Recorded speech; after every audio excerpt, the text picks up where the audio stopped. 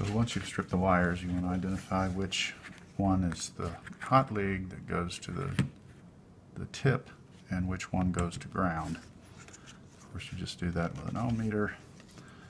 And this one here is broken, so I'm not getting any continuity with either one of them, but we're going to pretend that I found that this one is the ground and that this one is the hot lead. So once you've identified that, you can then solder them to the correct posts. So this is where it gets tedious. I usually like to cut these slightly different in length, and that way you can get them to fit into the connector a little better. Something like that is what you're looking for.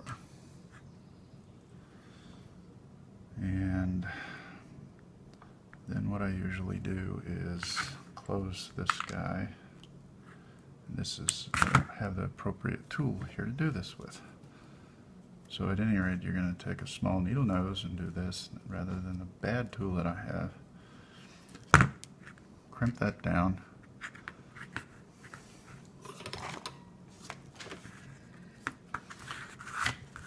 It also helps to have something to clamp this in, but I'm using my clamp to hold the camera at the moment.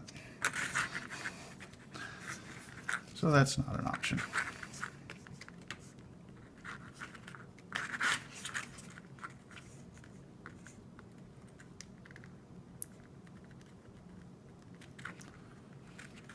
So we solder that on like that.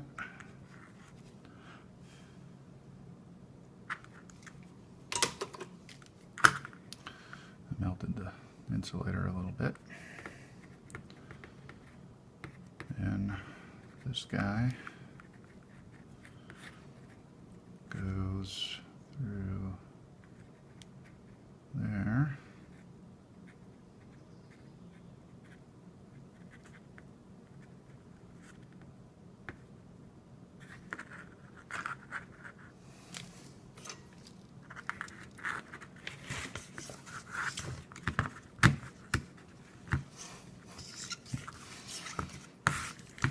And again, since I don't have anything to clamp it in,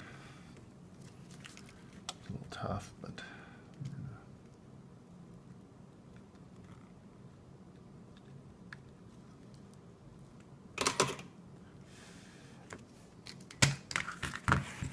and there's your raw connections. And we'll be careful again not to overheat this. Now, again, I mentioned that the very first step is to make sure you get that furrow on there, and then what you'll want to do is take a small file and file off and cut off the excess. This one I had the wire pushed through that. I clip that off. Sometimes you can cut it and get it close, but a lot of times you have to take a small file those edges off a little bit. You don't want to squeeze that together to where you get a short, of course. And you screw it together and you're done. In the meantime, this fell off of the other end of my cable, so I no longer have a good cable, but that's what you'd wind up with.